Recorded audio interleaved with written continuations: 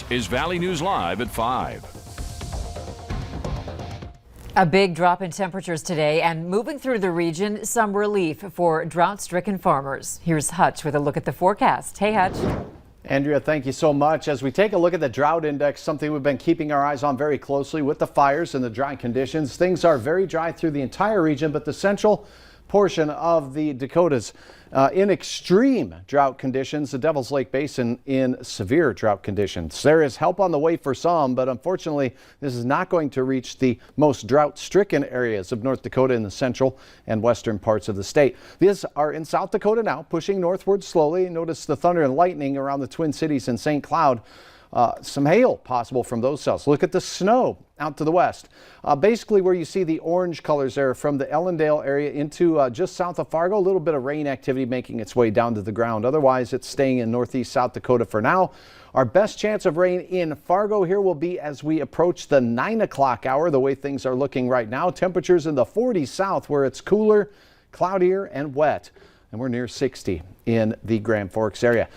Good time to remind you to go ahead and put your phone up to this, the camera up to this, scan it in, and you can download the Valley News Live Weather app for free. Search VNL Weather in your app store as well. You can do that to stay ahead of the storm and stay ahead of the rain. We'll have details on how much and who has the best chance of rain as we go through the next 24 hours here in a moment. Okay, thanks, Hutch. A downtown Fargo street is open again after being shut down due to an industrial fire. Fargo firefighters responded to a fire at Minn Kota Recycling around 12:30 this afternoon. Officials say the blaze started inside a cardboard compactor and began to spread to cardboard material outside. The building's sprinkler system kept the fire contained, but crews closed 4th Avenue North for a few hours. State officials say an estimated 5,000 acres went up in flames because of a fire at the Theodore Roosevelt National Park. The fire is only 45% contained right now, but the weather out west is making crews optimistic. Winds are light, and that's expected to continue through the day. No buildings have been burned. Officials are still looking for the cause. One person is facing citations after burning while burn restrictions are in place, and that caught a fish house, shed, and nearby woods on fire. The Hubbard County Sheriff's Department was called around 1:30 yesterday afternoon to the area by Third Crow Wing Lake, which is southeast of Park Rapids. They say Tracy Locke was burning leaves and brush earlier in the day, and when Locke left, the fire rekindled and spread. The city of Bemidji is getting millions of dollars from 3M over a water contamination settlement. 3M will pay the city $12.5 million to help build a treatment facility to remove chemicals found in the city wells.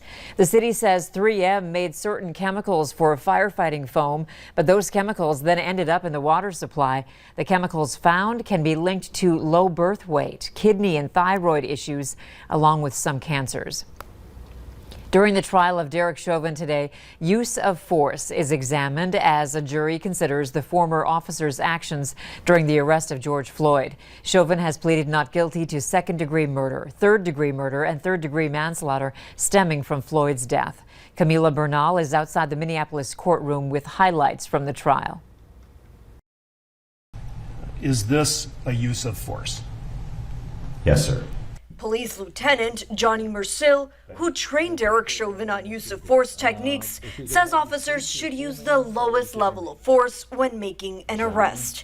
However, A knee on the neck would be something that does happen in use of force. The subject was under control and handcuffed.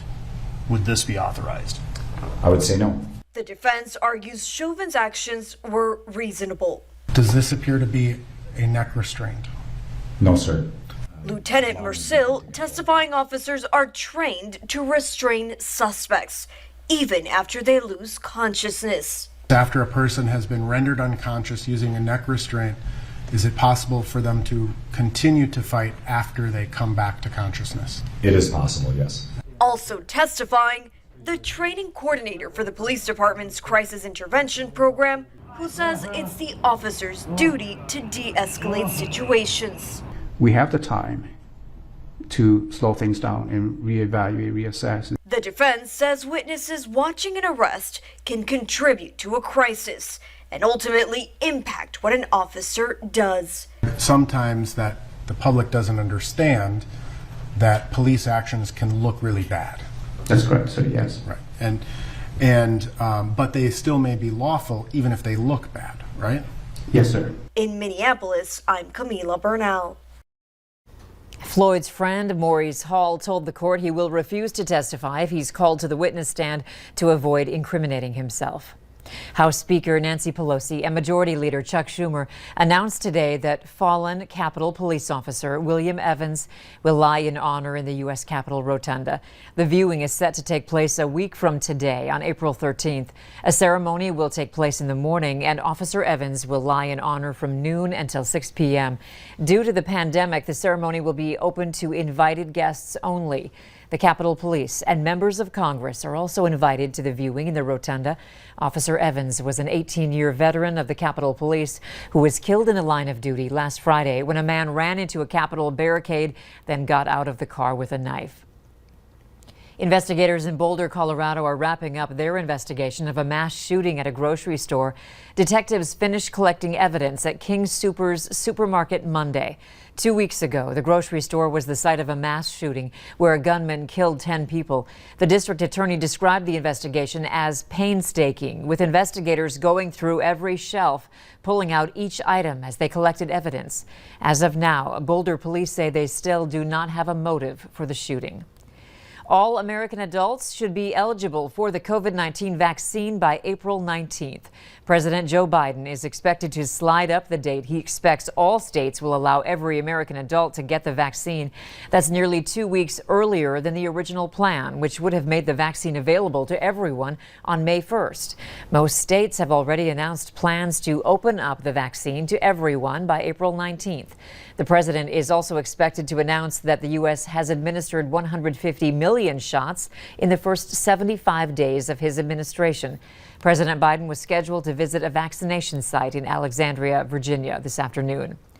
North Dakotans ages 16 and up can get the COVID vaccine with no appointments necessary. Essentia Health is holding a few walk-in clinics this week. They're scheduled for today, tomorrow, and Thursday from 1 in the afternoon to 7 p.m. at night.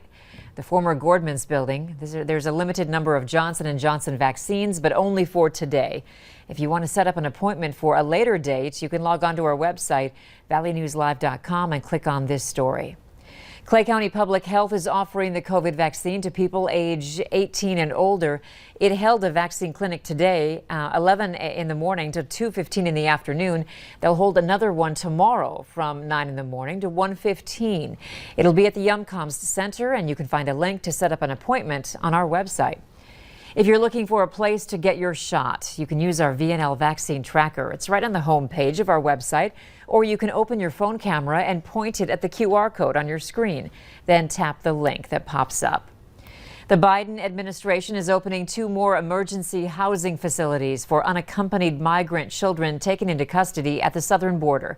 They're part of a larger migration of people, mostly from Central America, looking for work in the United States. Many of them had their lives uprooted by back-to-back hurricanes last year. Manuel Bajorquez traveled to Guatemala to get a first-hand look at the effects of the natural disasters and tells why some people there say they have no option but to head north. Life is trickling back into Campfire, a town in the Guatemalan highlands that was devastated by floods last fall. That includes the school that was underwater for 2 months. Students are slowly coming back, and we were invited into one classroom. Raise your hand if you wanted to, all of you would like to go to the United States. ¿Por qué razón? Why would you like to go? Por motivos económicos. The economy, work, jobs, trabajo. 12-year-old Edith Belinda is one of them. Sí. So the flood devastated your family's livelihood.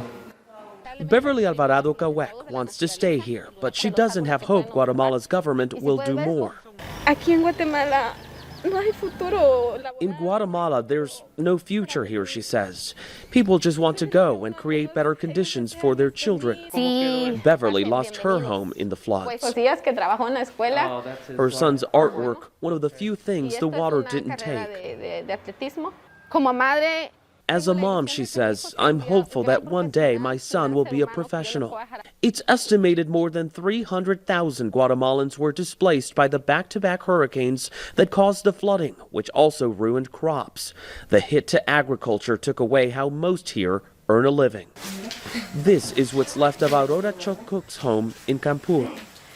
She is saying goodbye to friends and family for what could be the last time. Soy madre soltera. So you're a single mother, 3 boys. Sí. Trying to raise the money. She hopes to find work and send money home for her 3 boys, the youngest aged 2. That means leaving them behind. No lo sé. I don't know if I'll be able to come back one day and hug them again. Only God knows, she says. ¿Qué piensas? Está difícil, ¿no? No quiere hablar. He doesn't have the words. Aurora told us she understands the border is closed and that it's a dangerous journey. One she's heard can take up to a month. But she's willing to take her chances and trying to get to Houston, nearly 1,600 miles away. Manuel Bojorquez, CBS News, San Pedro Carcha, Guatemala. Aurora says that if she goes, she will leave her children with one of her sisters. A local school mascot is causing some controversy. An online petition is circulating saying the Dilworth Glendon Felton Rebels logo depicts a Confederate soldier and should be replaced. We dug into the history behind the mascot, asking students for their opinions. We'll have more on that tonight on Valley News Live at 6. Another sign we're getting back to normal. The Bishop of the Fargo Catholic Diocese is soon reinstating the obligation to attend Mass. That obligation to go to church was dispensed in March of last year because of the pandemic. But today, Bishop John Fulda released a statement saying the obligation is back on for May 1st. Certain people are still exempt from attending Mass in person. If you have any questions, you can contact your local priest. A travel demand picks up, or as it picks up, another major airline makes a move to accommodate passengers. We began our Tuesday in the FM area with a gorgeous rising sun, but the radar shows changes are on their way from South Dakota. Heavy rain, even some thunder in southern Minnesota. Your hour-by-hour forecast, including how much rain and where. It's right after this.